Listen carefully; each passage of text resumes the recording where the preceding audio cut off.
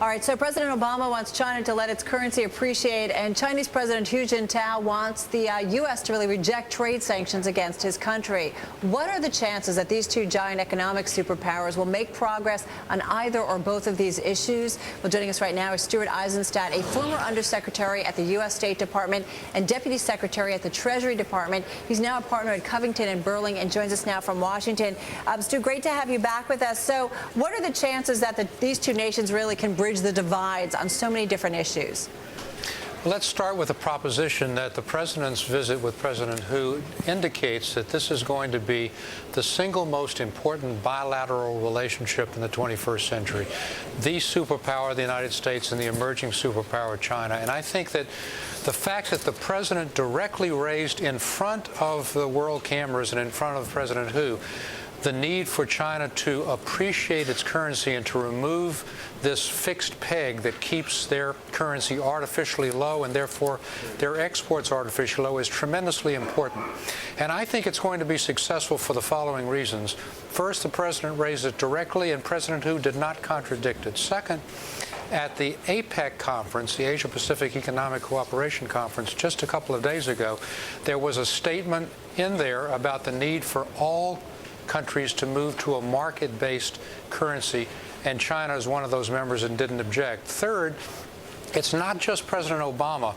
A number of Asian central banks in the last few days have had to intervene to keep their currencies weak so that they're not at a further disadvantage with China. And the old relationship, what I call a Siamese twin relationship between the U.S. and China, in which we took their products and they bought our debt, has really collapsed as a result of the economic crisis. We can't keep spending more than our income, and they can't keep fixing their currency. And I think this protectionism, which President Hu mentioned, the ultimate protectionism is their low currency. We're going to see more trade frictions, more trade actions against China, as long as they have this artificially low currency, and therefore the trade deficit with them grows. So I'm optimistic that all these forces are converging on China and that they will now appreciate their currency. Let's just to get that straight, Stu, and you have so much experience with China. I mean, when President Hu says that China and the U.S. need to oppose and reject protectionism in all its manifestations, is he talking about the currency? I mean, clearly that's one of the strongest manifestations of protectionism today. Well, for sure, he wasn't pointing the finger at himself. He was pointing at the increased number of trade actions which the U.S. has taken. There are a whole range of anti-dumping actions. There was the tire case. There's steel pipe. There's salt phosphate. There are a whole range of these.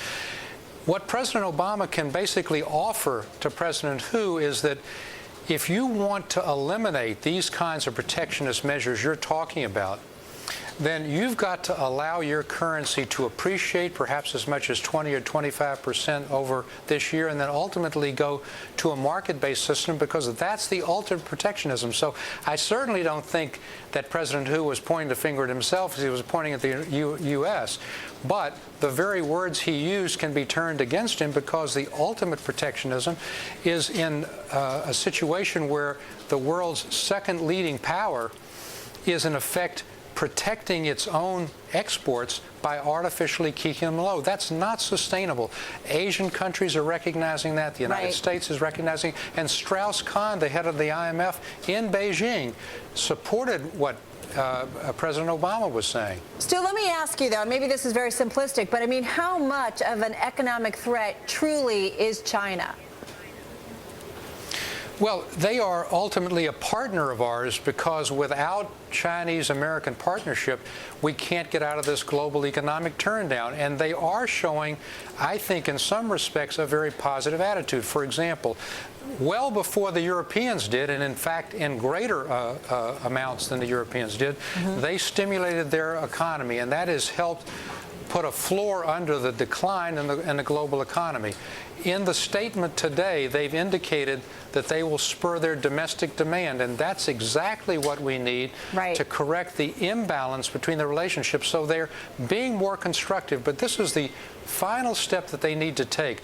They're now not a poor country. They don't need to protect their exports. They're a world power. So I think that we're headed in the right direction. Stu, but let me just jump in for a second. A lot more work, no doubt about that. I mean, do you think the Chinese officials understand that we can prosper together and it's in both of our interests to kind of work towards that goal? And we just got about 30 seconds here. The answer is yes, and another evidence of that is that their central bank, in their typical statement about their own currency, their RMB, dropped a statement about keeping essential stability and talked more about taking into account general market conditions. So I think that things are moving in the right direction. They realize that we're in this together and that this Siamese twin relationship has to change in a more fundamental way, and that we are the two major drivers of the world economy. If we're weak in the United States, it hurts them. I think they do get it. All right, we're going to leave it on that note. Stuart, thanks so much. Stuart Eizenstat, former State Department and Treasury official in the Clinton administration.